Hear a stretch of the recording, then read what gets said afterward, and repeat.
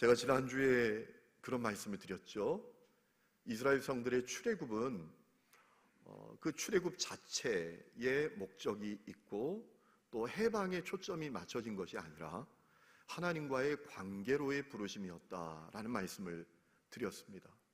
그것은 하나님께서 모세를 향해서 바로에게 첫 번째 찾아갔을 때 뭐라고 하라고 하셨는지를 통해서 분명히 알 수 있죠.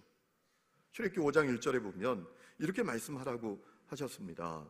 내 백성을 보내라. 그들이 내 앞에 절기를 지킬 것이니라. 이 절기라는 단어에 주목을 해야 된다라고 말씀을 드렸잖아요.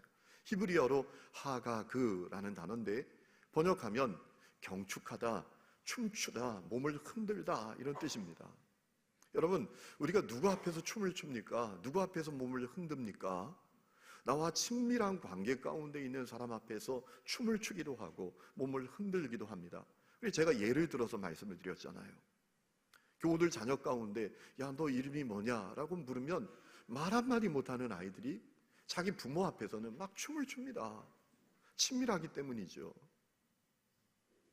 그렇기 때문에 하나님께서 이스라엘 성들을 출애굽하도록 하신 이유는 그들이 하나님과 친밀한 관계를 누리기를 원하셨기 때문이다 라는 사실을 우리가 알 수 있지요.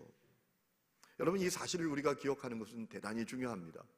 우리는 십자가 복음을 통해서 영적인 출애굽을 얻게 되었습니다. 여러분, 십자가 복음을 만나지 못했을 때 우리의 과거가 어땠는지 에베소서 2장은 우리에게 분명히 알려주잖아요.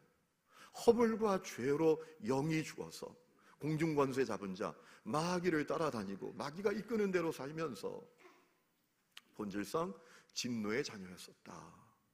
그런 우리를 십자가 복음으로 구원해 주셨습니다. 해방시켜 주셨습니다. 중요한 사실은 우리를 구원하신 목적이 해방만이 아니라는 것입니다. 여러분, 해방이 중요합니다. 물론 해방이 중요합니다. 하나님 우리를 해방시켜 주십니다. 요한복음 8장에 보면 진리를 알지니 진리가 너희를 자유케 할 것이다 라고 하셨습니다. 진리가 예수님이십니다. 예수님 만나면 해방됩니다. 죄와 저주에서 해방됩니다. 수고하고 무거운 짐으로부터 해방됩니다. 마음과 육신의 질병으로부터도 해방됩니다. 우리 마음에 있는 두려움, 염려, 걱정, 근심으로부터 해방됩니다. 아멘이십니까? 그런데 그 해방과 자유보다 더 궁극적인 것이 있습니다. 여러분, 갈라디아서 5장 1절에 보면 그리스도께서 우리를 자유롭게 하려고 자유를 주셨으니 그러므로 굳건하게 서서 다시는 종의 멍에를 매지 말라라고 했습니다. 자유가 중요해요. 해방이 중요합니다. 그런데 자유를 얻고 해방되고 다시 종으로 돌아간다면, 종의 멍에를 매게 된다면 그거 아무것도 아니잖아요. 제가 부목사로 사역하던 교회에 세 가족이 한 분 오셨어요. 이분이 육체의 질병이 있는데 병원에서도 해결시키지 못하는 질병이었어요. 근데 이분이 예수님을 믿고 그 질병으로부터 자유케 됐어요. 얼마나 놀라운 역사였는지 몰라요. 그런데 어느 날 그분이 안 보이기 시작합니다. 연락해도 연락이 안 돼요. 찾아가도 만날 수 없어요. 들리는 소문에 의하면 세상조에 푹 빠져서 다시 산다라는 얘기가 들려오는 거예요. 어느 날 제가 길을 가다가 건널목 건너가는데 그분을 만났습니다. 담배를 뻑뻑 피우고 오다가 저하고 눈이 딱 마주쳤어요. 저는 지금도 궁금해요. 얼마나 뜨거웠을까. 그 담배를 손으로 콱 움켜쥐고 쏘살같이 사라졌어요. 얼마나 뜨거웠을까. 지금 만나면 한번 물어보고 싶어요. 얼마나 뜨거웠느냐고. 여러분, 자유가 중요해, 해방이 중요합니다. 그런데 다시 종으로 돌아간다면 그거 아무것도 아니잖아요. 그럼 누가 다시 종의 멍에를 매지 않을 수 있을까요? 하나님과 친밀한 관계를 누리는 사람이에요. 여러분, 주님과의 친밀한 관계를 누리게 되면 종의 멍에를 맬 수 없습니다. 주님과 친밀한 관계 가운데 있는데 어떻게 종의 멍에를 맬 수 있겠어요? 이렇게 생각해 보시면 됩니다. 여러분, 왜 부부가 외도를 합니까? 서로의 관계가 친밀하지 못하기 때문입니다. 부부간에 서로의 관계가 너무나 친밀한 때 서로 한눈 팔 수 있습니까? 남편이 그 아내와의 관계가 너무나 친밀한데 그 남편이 그 아내를 두고 한눈 팔 수 있겠습니까? 아니지요. 마찬가지입니다. 여러분, 그렇기 때문에 해방과 자유보다 더 중요한 것은 주님과의 친밀한 관계를 누리는 거예요. 그래서 주님께서 내 안에 거하라 라고 하신 겁니다. 여러분, 그럼 관계를 누린다는 것은 뭘까? 지난주에 말씀을 드렸잖아요. 서로 반응하는 거다. 여러분, 관계가 있으면 반응합니다. 그리고 관계가 깊으면 깊을수록, 친밀하면 친밀할수록 즉각적으로 반응합니다. 그런데 관계가 없으면 반응하지 않습니다. 관계가 있어도 그 관계가 소원한 관계면 반응하지 않아요. 반응해도 반응이 느립니다. 억지로 반응합니다. 여러분, 하나님께서 이스라엘 성들과 친밀한 관계를 누리기 위해서 그들에게 반응해 주셨습니다. 적극적으로 반응해 주셨습니다. 그들이 이집트에서 고난당하며 살아갈 때 그들을 돌보아 주셨습니다. 10가지 재앙으로 그들을 구출해 주셨습니다. 홍해를 갈라 주셨습니다. 광야에서 걸어갈 때 구름기둥, 불기둥으로 인도해 주셨습니다. 생수를 공급해 주셨습니다. 만나 메추라기를 먹여 주셨습니다. 얼마나 놀랍게 반응하신 것입니까? 이제 이스라엘 백성들이 하나님께 반응하기를 원하셨어요. 하나님께서 이스라엘 백성들에게 반응해 주신 것처럼 이스라엘 백성들이 하나님께 반응해 주시기를 원하셨다는 거예요. 어떻게 반응할지 알려주셨어요. 언약 지키라고 하셨어요. 그래서 알려주신 것이 십계명이었잖아요. 여러분, 십계명 앞에 네 부분은 하나님과 친밀한 관계를 누리기 위해서 하나님께 어떻게 반응해야 되는지를 알려주신 것입니다. 오직 하나님만 섬겨라, 우상 만들지 말라, 하나님의 이름을 망령되이 부르지 말아라, 그리고 안식을 기억해서 거룩하게 지켜라. 하나님께 어떻게 반응해야 될지를 알려주신 거예요. 그것으로 끝난 게 아닙니다. 뒤에 6가지가 또 있습니다. 하나님께 반응하는 사람이 하나님이 사랑하시는 사람에게 어떻게 반응해야 될지를 알려주신 것이 뒤에 6가지 내용이에요. 오늘 우리가 본문 가운데 읽었죠. 12절 말씀 보면 내 부모를 공경하라, 13절 살인하지 말라, 간음하지 말라, 도둑질하지 말라, 16절 내 이웃에 대하여 거짓 증거하지 말라, 17절 내 이웃의 집을 탐내지 말라, 그의 아내나 남종이나 여종이나 소나 낙이나 물은 내 이웃의 소유를 탐내지 말라 라고 하셨어요. 여러분, 이 말씀을 흘려듣지 않으면, 진지하게 이 말씀 앞에 서면 우리 마음이 좀 무거워집니다. 왜 그래요? 어느 하나 쉬운 말씀이 없습니다. 그리고 우리 이 언약을 내가 잘 못 지켰구나 라는 마음이 들어요. 여러분, 부모 공경하는 것 쉽습니까? 특히 내게 상처의 기억뿐인 그 부모, 내게 고통의 기억으로만 남아있는 그 부모를 공경하는 것 쉽습니까? 공경하라 라는 이 단어는 히브리어로 카바드라는 단어인데 어떤 뜻인가 하면 넘치도록 존경하라는 거예요. 어떤 부모인지 조건이 없습니다. 내게 상처뿐인 부모든지 아니면 내게 축복의 기억으로만 남아있는 부모든지 상관없다는 겁니다. 그 경계가 없다는 겁니다. 그저 너의 부모를, 내 기억에 상처로 남아있는 부모라고 할지라도 공경하라, 카바드로 공경하라. 이 말씀이 얼마나 쉽지 않은 말씀이에요. 제가 한 2주 전에 결혼식장에 갔는데 우리 지방에 함께 사역하시는 젊은 목사님이 여자아이를 하나 이렇게 데리고 왔어요. 그 예식장에 밥을 먹는데 저하고 함께 이제 먹게 됐습니다. 그 목사님 아이가 아니거든요. 그래서 제가 물었어요. 이 아이가 누군가요? 그랬더니 눈짓을 해요. 조금 있다 말씀하신다. 아이가 이제 음식을 가지러 갔더니 하시는 말씀이 자기 그 목사님 어머니가 24시간 어린이집을 운영하는데 거기서 키우는 아이래요. 그 부모가 불장난을 해서 낳은 아이예요. 아버지가 의사래요. 그런데 그 아이를 양육을 거부한대요. 그래서 엄마가 호적에 올렸는데 엄마도 새 출발하려고 그 아이를 호적에서 좀 빼기를 원한다는 거예요. 문제는 그 아이가 8살이 돼서 이제는 24시간 어린이집에서 더 이상 돌볼 수가 없대요.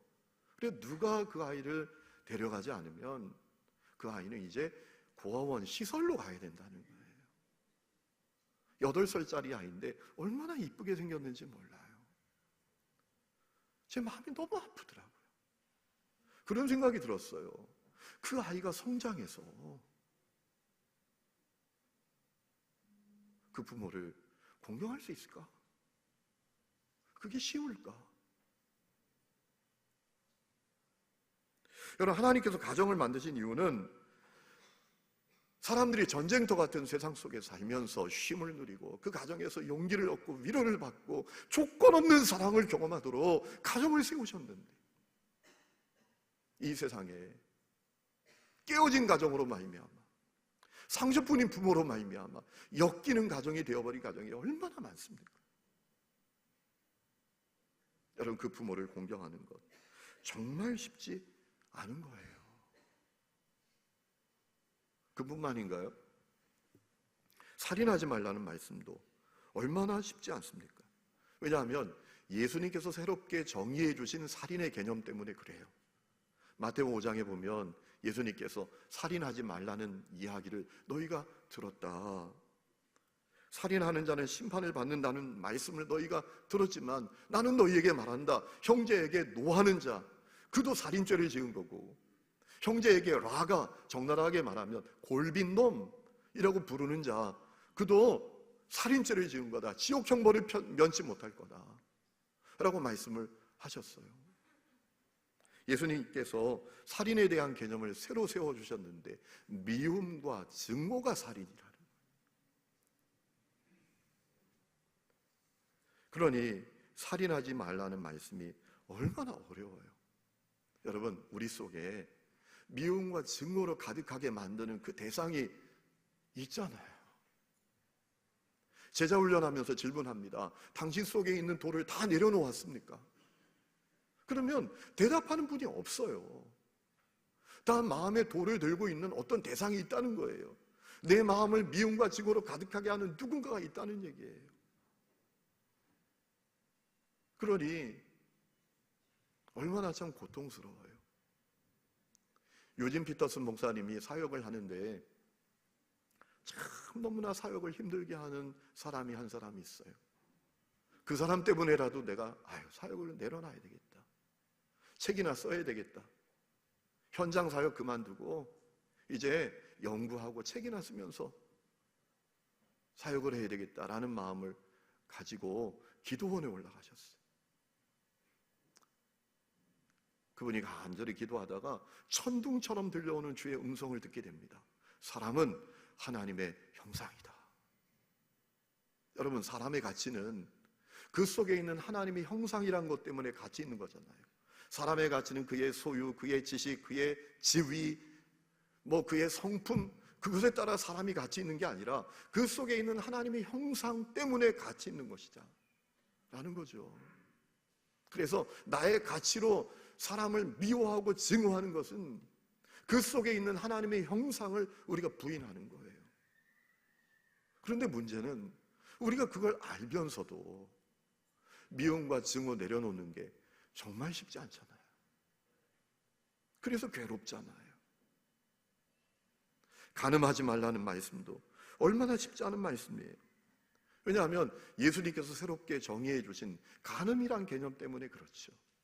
여러분, 마태복음 5장에 보면 예수님께서 그런 말씀하셨어요. 음욕을 품고 여자를 보는 자마다 간음죄 지은 거다. 여러분, 주님이 이 간음죄에 대해서 얼마나 엄중하게 말씀하십니까? 너의 눈으로 간음죄를 지으면 그 눈을 뽑아버리고 너의 손으로 간음죄를 지었다면 그 눈을 잘라버리는 게 낫다 라고까지 하셨어요. 여러분, 그 말씀은 간음죄에 대한 이야기를 하시면서 하셨던 말씀이었어요. 왜 그렇게 주님께서 간음죄에 대해서 엄중하게 말씀하셨을까요? 가정이 중요하기 때문에 그래요. 가정이 건강하게 세워지기를 원하셨기 때문에 그래요. 여러분, 부모가 음란한 죄에 빠져있는 가정이 온전할 수 있습니까? 그 가정의 자녀들이 건강할 수 있습니까? 절대로 그렇지 않죠. 그래서 주님께서 이 간음죄에 대해서 엄중하게 말씀하셨던 것 같아요. 그런데 그 간음죄 이기기가 참 어렵잖아요. 우리가 살아가는 세상이 음란하고 타락한 세상이에요. 불륜을 미화하는 세상입니다. 그래서 사회의 지도자들, 아니 교회 지도자들까지도 그 죄에 험하게 무너지는 것을 우리가 보잖아요. 도둑질하지 말라, 이웃에 대해서 거짓 증거하지 말라, 내 이웃의 것을 탐내지 말라는 말씀도 얼마나 어렵습니까? 왜 어렵죠? 우리가 우리 속에 있는 욕심을 비워내기가 너무 어렵잖아요. 여러분, 사람들이 왜 도둑질합니까? 왜 거짓말합니까? 왜 내 것이 아닌 것에 집착합니까? 이유는 하나입니다. 내 속에 있는 욕심을 비워내지 못하기 때문에 그래요. 내 속에 있는 욕심을 비워낸다면 거짓말할 게 뭡니까? 내 것 아닌 거 욕심 부릴 건 뭡니까? 그런데 우리 속에 있는 욕심이 안 비워지거든요. 물론 그 욕심의 배후에는 하나님을 향한 불신이라는 것이 자리 잡고 있기 때문에 그렇죠. 마태복음 6장에 보면 예수님께서 무엇을 먹을까, 입을까, 마실까 염려하지 말아라. 하늘의 새를 보라, 들의 백합화 봐라. 내가 다 기르지 않느냐. 하물며 너희일까 보자 라고 하셨어요. 빌립보서 4장을 보면 바울은 자기가 어떤 형편에서든지 만족하는 방법을 배웠대요. 배부름, 배고픔, 풍부, 궁핍이 자기에게 전혀 문제가 되지 않는데요. 오히려 그는 뭐라고 고백하는가 하면 내게 능력 주시는 자 안에서 내가 모든 것을 할 수 있다라고 말해요. 그 이유가 뭡니까? 바울은 하나님의 돌보심, 하나님의 공급하심을 믿기 때문이죠. 그런데 문제는 그 말씀을 우리가 평생 신앙생활하면서 들고 다니면서도 잘 안 믿어지잖아요. 그래서 우리 속에 있는 욕심이 안 비워지잖아요. 그래도 나도 모르게 거짓말하고 내 것 아닌 것에 집착하고 살아가잖아요. 여러분, 그것이 인간의 연약한 실존이에요. 사실 그 인간의 연약한 실존 앞에 설 때마다, 부딪힐 때마다 마음이 서글프고 괴로워요. 내 모습을 봐도 그렇고 그의 모습을 봐도 그렇고. 저는 사역을 하면서 제 짧은 인생이지만 그래도 이 사역에 뭐라 그럴까요? 좀 유익한 점이라고 한다면 많은 사람들이 인생의 케이스를 볼 수 있다는 겁니다. 안타까울 때가 있어요. 아니, 어릴 땐 그렇게 손붙들고 다니고 서로 아까운 것이 없었던 그 형제들이 말이에요.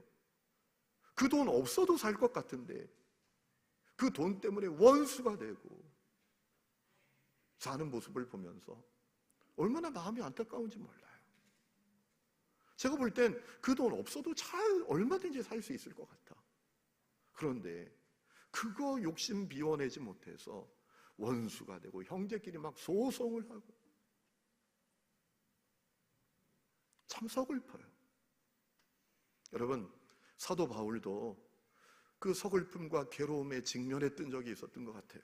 로마서 7장에 보면 이런 고백을 합니다. 전에 율법을 깨닫지 못했을 때에는 내가 살았더니 계명의 이름에 죄는 살아나고 나는 죽었도다. 쉽게 말하면 이런 얘기입니다. 십계명 모를 때가 좋았다는 거예요. 모를 땐 문제없이 살았는데 알고 그거 지키지 못하니까 자기 마음이 너무 괴로웠다는 거예요. 모르는 게 약인데 아는 게 이게 화가 됐다는 거예요. 그 계명, 그 언약 지키지 못하는 것 때문에 자기 마음이 죽을 지경이 되었다는 거예요. 그래서 로마서 7장 10절에 이렇게까지 고백을 합니다. 생명에 이르게 할 그 계명이 내게 대하여 도리어 사망에 이르게 하는 것이 되었다라는 거예요. 여러분, 그러나 우리가 절대로 낙심하지 말아야 절망하지 말아야 합니다.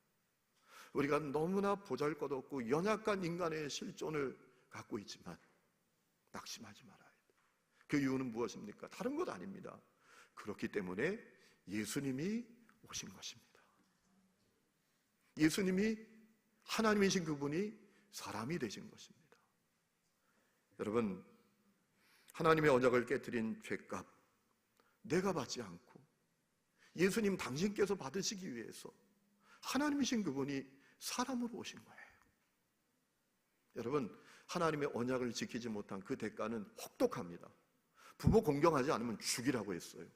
거짓말하면 죽이라고 했습니다. 그런데 그 죄값을 내가 받지 않도록 예수님 당신이 받으시기 위해서, 예수님 당신이 이 십자가에 매달려 받으시기 위해서 오신 것입니다. 그리고 십자가에 매달려 우리의 죄값을 다 치르셨어요. 그리고 그 예수를 그리스도로 믿는 자들에게 결코 정죄함이 없는 은혜를 허락해 주신 줄로 믿습니다. 여러분, 십자가 복음을 만났다면 여러분 자유하시기를 축복합니다. 낙심하지 마시기를 축복합니다.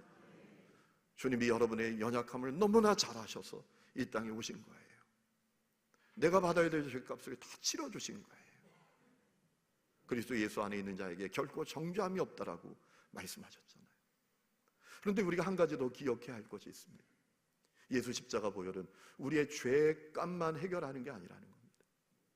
예수님의 십자가 보혈은 내 존재를 바꾸는 보혈이라는 거예요. 잃어버린 하나님의 형상을 회복합니다. 내 속에 잃어버린 하나님의 형상을 회복시키게 만듭니다. 내 속에 새 창조를 이루어냅니다. 내가 새로운 피조물 되게 하는 보혈이 예수님의 보혈이라는 것입니다. 여러분, 존재가 변화되지 않으면 삶은 바뀌지 않아요. 존재가 변화돼야 인생이 달라지는 것입니다. 예수 십자가 보혈은 우리의 존재를 새롭게 했다는 것입니다. 여러분, 타락한 인간은 하나님의 언약을 지킬 수가 없어요. 하나님께 반응할 수도 없습니다. 바울이 그것을 깨달았던 적이 있죠. 로마서 7장 15절에 보면 내가 행하는 것을 내가 알지 못하노니 곧 내가 원하는 것은 행하지 않고 도리어 미워하는 것을 행함이라. 원하는 것은 못합니다. 원하지 않는 것을 하게 됩니다. 그래서 로마서 7장 18절에 내 속 곧 내 육신에 선한 것이 없는 것을 알게 됐다라고 말했잖아요. 그것이 타락한 인간의 실존이에요.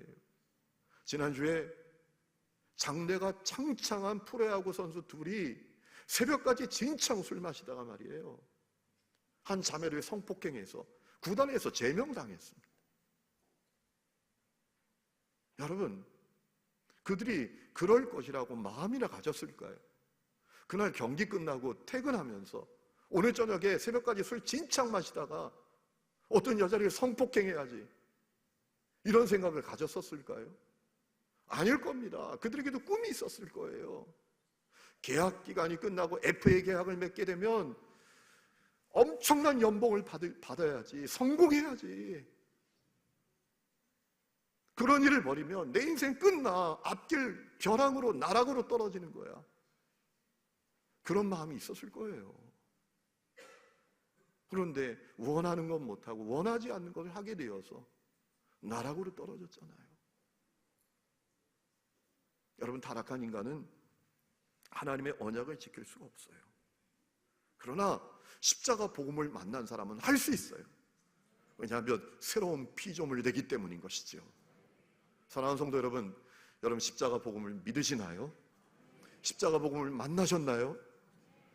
그렇다면 여러분이 새로운 피조물이 된 것을 믿으시기 바랍니다.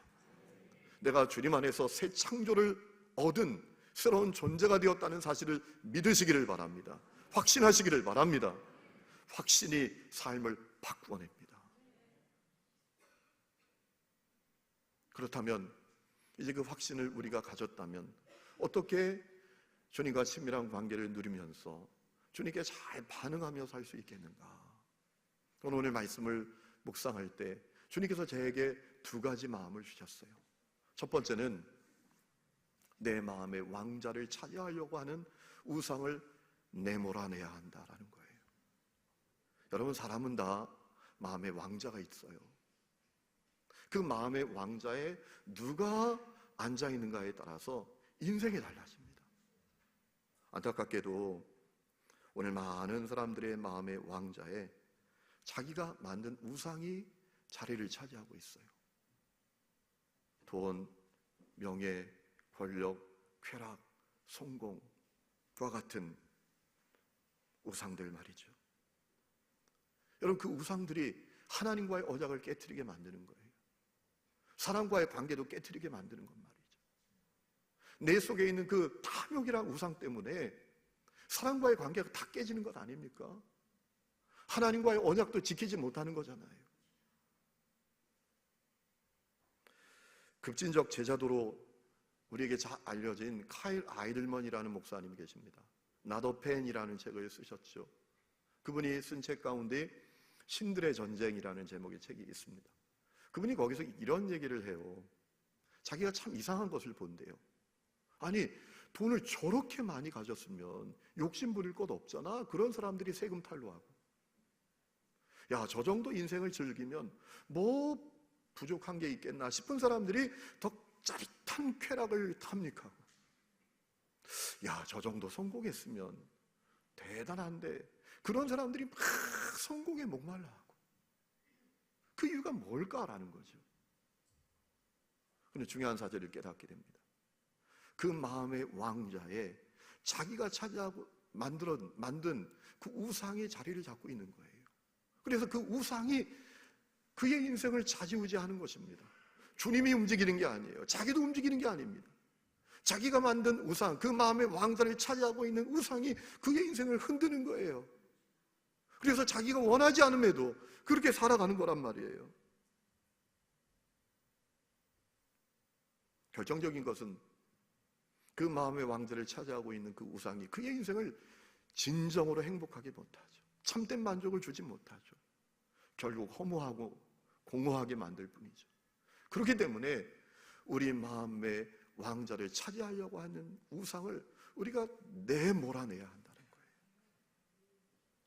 성도 여러분, 여러분 마음의 왕자를 차지하려고 하는 우상은 무엇입니까? 아니, 이미 여러분 마음의 왕자를 차지하고 있는 우상은 어떤 것입니까? 이스라엘 백성들이 출애굽하여 광야 길을 걸어갈 때 주님께서 우상 만들지 말라라고 하셨어요. 여러분, 이상하죠? 그들에게는 하나님밖에 없어요. 광야입니다. 무슨 우상을 만들겠어요? 그런데 주님은 그들에게 우상 만들지 말라고 하셨거든요. 왜 그렇게 말씀하셨을까요? 이유가 있어요. 이스라엘 백성들이 애굽에서 산 시절이 400년이 넘어요. 그러니까 400년 동안 그들이 애굽에서 살면서 영향받았던 우상들이 얼마나 많은지 몰라요. 그래서 우상 만들지 말라는 거예요. 마찬가지입니다. 우리에게도 똑같습니다. 우리에게도 영향을 끼치는 우상들이 있어요. 내 마음의 왕자를 차지하려고 하는 그 우상들이 너무나 많습니다. 여호수아 24장을 보면 여호수아가 이스라엘 백성들에게 고별 설교하면서 오직 하나님만 섬기라라고 하시죠. 여호수아 24장 14절에 이렇게 말합니다. 그러므로 이제는 여호와를 경외하며 온전함과 진실함으로 그를 섬기라. 너희의 조상들이 강 저쪽과 애굽에서 섬기던 신들을 치워버리고 여호와만 섬기라. 만일 여호와를 섬기는 것이 너희에게 좋지 않게 보이거든 너희 조상들이 강 저쪽에서 섬기던 신들이든지 또는 너희가 거주하는 땅에 있는 아모리 족속의 신들이든지 너희가 섬길 자를 오늘날 택하라. 오직 나와 내 집은 여호와를 섬기겠노라. 이 말씀이 대단히 중요한데요. 왜냐하면 이 말씀 가운데 우리에게 끊임없이 영향을 끼치는 우상 3가지가 등장합니다. 끊임없이 내 마음의 왕자를 차지하려고 하는 우상이 무엇인지를 이 여호수아의 말씀을 통해서 우리가 알 수 있는 거예요. 첫 번째는 15절에 나오는 너희 조상들이 강 저쪽에서 섬기던 신들이에요. 다시 말하면 내 부모, 내 조상 마음의 왕자에 있었던 우상이란 말이에요. 그 우상이 내 마음의 왕자를 차지하려고 하고 있다는 거예요. 여러분, 저는 사역을 하면서 참 이상한 모습을 봅니다. 가정들을 들여다보면 문제가 있는데 그 문제가 새로운 문제가 아니에요. 그 가정에 계속 있었던 문제입니다. 부모가 도박을 해요. 그런데 그 도박의 문제를, 그 자녀가 또 도박의 문제를 갖고 씨름하는 거예요. 그 부모 마음의 왕자에 차지하고 있었던 도박이라는 우상이 그 자녀에게도 영향을 끼치는 거예요. 두 번째는 14절에 애굽에서 섬기던 신들이라고 합니다. 다시 말하면 내가 예수 믿기 전에 내 마음의 왕자를 차지하고 있었던 우상을 말하죠. 그 우상이 내가 예수를 믿은 다음에도 끊임없이 내 마음의 왕자를 차지하려고 해요. 예수 믿기 전에 돈 버는 게 인생의 목적이었어. 누구도 믿을 것 없어. 돈만 믿어, 돈만 믿어. 마음에 있었던 내 마음의 왕자를 차지했던 그 돈이라는 우상이 예수 믿고 났는데도 여전히 그 마음의 왕자를 차지하려고 도전해 온다는 것이죠. 세 번째는 15절에 있는 너희가 거주하는 땅 아모리 족속의 신입니다. 이것은 뭘까요? 지금 내가 살아가는 이 시대 가운데 수많은 사람들의 마음의 왕자를 차지하고 있는 그 우상들, 그것들이 내 마음의 왕자도 차지하기 위해서 도전해 온다는 거예요. 성도 여러분, 주님은 내 마음의 왕자를 차지하려고 하는 그 우상들을 다 내몰기를 원하고 계세요. 내 마음의 왕자를 차지하려고 하는 그 우상들을 다 내몰기 전까지 주님 우리를 포기하지 아니하십니다. 왜냐하면 주님은 질투하시는 분이시기 때문에 그래요. 주님께서 째째해서 우리를 향해서 질투하시는 게 아닙니다. 여러분을 너무나 뜨겁게 사랑하시기 때문에, 여러분을 너무나 뜨겁게 사랑하셔서 여러분과 친밀한 관계를 누리기 위해서 오직 주님만이 여러분의 마음의 왕자에 통치하기를 원하셔서 여러분 마음의 왕자에 있는 우상들을 다 내보내기 전까지 주님께서 여러분을 포기하지 않으세요. 여러분, 그렇기 때문에 우상 숭배는 주님의 사랑을 우리가 진짜 알 때 그 우상 숭배가 얼마나 큰 문제인지 알게 되는 거예요.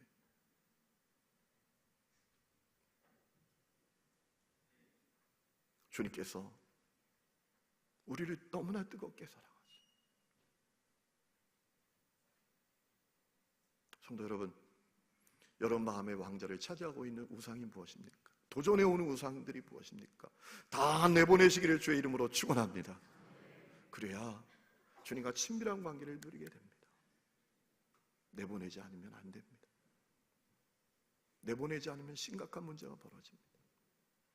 카이 아이들만이 그런 재미난 얘기를 그 책에서 합니다. 이런 일이 있다고 생각해 보라는 거예요. 여러분 한번 생각해 보세요. 여러분이 저 롯데백화점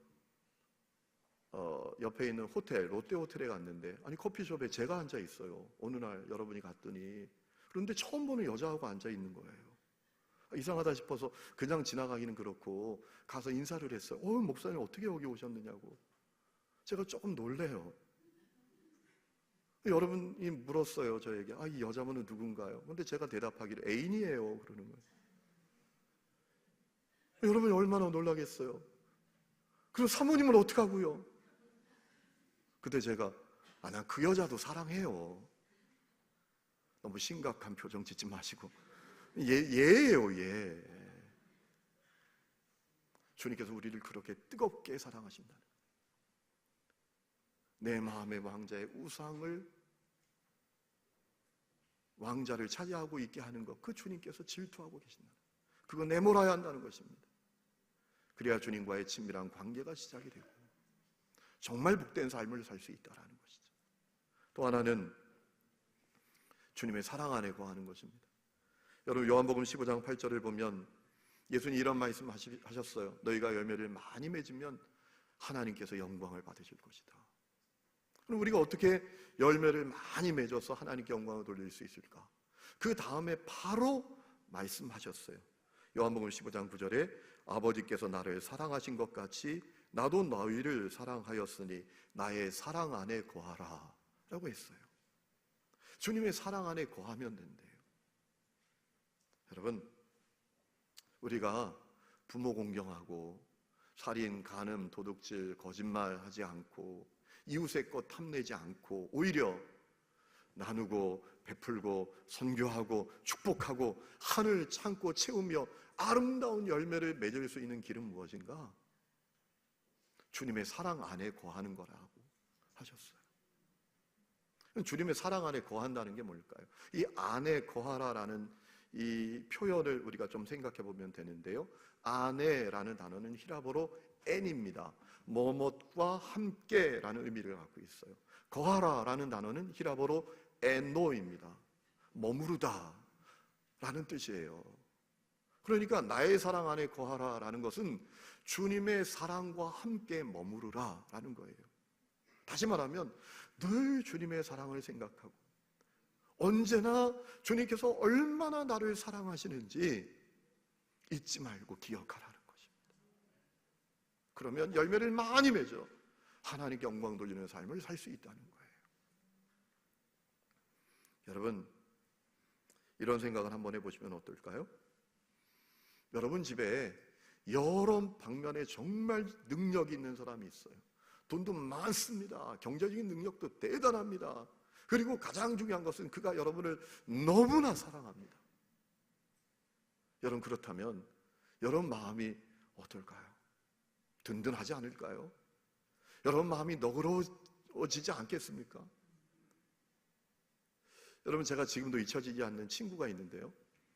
어릴 때 어느 날 그 친구가 저한테 그런 얘기합니다. 자기는 미래가 걱정이 안 된대요. 자기는 앞날이 걱정이 안 된대. 왜냐하면 자기 고모부 때문에. 자기 고모부가 의사인데 얼마나 돈이 많은지 그 고모부가 자기를 너무너무 사랑한대요. 어린 친구가 어떻게 그런 얘기를 했는지 지금도 참 신기한 게, 그래서 자기는 앞날을 걱정을 안 한대요. 그 의사 고모부 때문에. 근데 지금 엄청 고생하고 살아요, 그 친구가. 여러분, 주님이 여러분을 사랑하십니다. 그분 능력이 있으십니다. 그분이 여러분과 함께 하기를 원하고 계세요. 우리가 이걸 깨닫는다면 우리 마음이 달라지지 않겠어요? 우리가 그 사랑을 항상 기억한다면 우리의 삶의 태도가 달라지지 않겠어요? 여러분, 우리가 예수를 믿을 때 주님이 내 안에 오셨어요. 아멘이시죠? 내 안에 오신 주님은 능력이 있으세요. 존귀하세요. 그리고 나를 너무나 사랑하세요. 우리가 그 주님을 바라보고 주님의 사랑을 항상 생각하면 주님과 친밀한 관계를 얼마든지 누릴 수 있어요. 주님과 반응하며 살 수 있어요. 주님께서 사랑하는 사람들에게도 얼마든지 복되게 반응하며 살아갈 수가 있어요. 개신교인이지만 카톨릭 교회에서 더 알려진 사람이 한 분 계세요. 이현필이라는 이름을 가지신 분이세요. 제가 지난주에 말씀드린 사랑하며 춤추며라는 책에 나오는 내용이었는데요. 이분이 개신교인이었는데 오히려 카톨릭 교회에서 더 이분을 성인처럼 여기는 분이에요. 심지어 그분을 기념하면서 수도회를 하나 만들 정도로. 이 이현필이라는 분이 1915년 전남 화순에서 태어납니다. 영산포라는 곳에서 살 때 이분이 일본 목사가 사역하는 교회에 나갔다가 예수님을 만나요. 그 목사님 따라서 산기도 갔다가 이분이 거듭남을 경험하고 놀라운 은혜를 경험합니다. 그래서 그 인생이 완전히 달라져요. 원래 그는 돈 많이 벌어서 그냥 남부러울 것이 없이 살고 떵떵거리면서 사는 것이 그의 인생의 목적이었어요. 왜냐하면 그 아버지 때문에 그래요. 아버지가 사업하다가 망해가지고 얼마나 식구들 고생을 시켰는지요. 이 사람은 내가 돈 많이 벌어가지고 남부럽지 않게 떵떵거리면서 산다. 그것이 인생의 목적이었던 사람이었는데 그 인생의 목적이 십자가 사랑을 만나게 되고 완전히 달라져요. 그래서 자기에게 있는 대로 나눠주는 삶을 살기 시작하는 거예요. 나중에 이분이 동광원이라는 시설을 만들어서요, 고아들, 환자들, 오갈 데 없는 사람들, 그들을 모아서 돌보는데 600명이 넘는 사람을 돌볼 때도 있어요. 누가 도와주는 것도 아닌데 말이죠. 그게 저 전라도에만 있는 게 아니라 경기도에도 생기고 몇 군데에 생길 정도란 말이에요. 얼마나 사람들이 몰려드는지요. 이분이 한날은 왜 밥을 그렇게 조금 드시냐고 했더니 그런 얘기까지 했대요. 내가 밥을 많이 먹으면 다른 사람 먹을 몫이 줄어든다. 그러면서 살았대요. 얼마나 또 그 아프고 힘든 환자들을 극진히 돌봤는지 나중에 53살 때 결핵 환자들을 돌보다가 자기도 결핵에 걸려서 하나님의 부름을 받게 됐어요. 여러분, 이연필이라는 분이 늘 했던 얘기가 있어요. 예수님의 십자가 보혈은 2000년 전 있었던 보혈이 아니라 지금 이 순간 내 마음에 뚝뚝뚝뚝 떨어지는 보혈이다. 예수님의 그 십자가 보혈은 그저 2000년 전에 십자가에서 쏟아졌던 보혈이 아니라 지금 내 마음에 뚝뚝뚝뚝 떨어지고 있는 보혈이다. 그러니까 무슨 얘기입니까? 그는 언제나 주님의 사랑 안에 거하면서 살았다는 거예요. 예수님이 얼마나 나에게 놀라운 사랑을 부어 주셨는지 그 사랑을 기억하고 그 사랑 안에서 늘 살았다는 거예요. 그러니 주님과 친밀한 관계를 누리고 그리고 하나님께 반응하고 하나님이 사랑하시는 사람들에게 복되게 반응하며 평생을 살았던 것이죠. 사랑하는 성도 여러분, 주님은 우리가 주님과 친밀한 관계를 누리기를 원하고 계세요. 그 친밀한 관계로 여러분을 초청하고 계세요. 주님과 친밀한 관계를 누리는 가운데 하나님께 여러분들이 잘 반응하고 그리고 하나님이 사랑하는 사람들에게 복되게 반응하며 살기를 원하고 계세요. 그게 구원이에요. 그것이 우리 신앙의 순례입니다.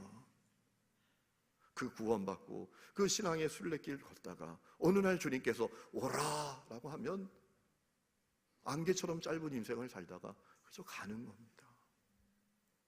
사랑하는 성도 여러분, 저는 우리 하늘님교회 성도들이 그 부르심에 응답하는 성도들이 될 수 있기를 축복합니다. 주님과의 친밀한 관계를 누리며 주님께 잘 반응하며 복되게 생명력 있는 믿음의 길을 걸어갈 수 있기를 주의 이름으로 축원합니다. 우리 이 시간에 찬양 하나 부르고 제가 기도하고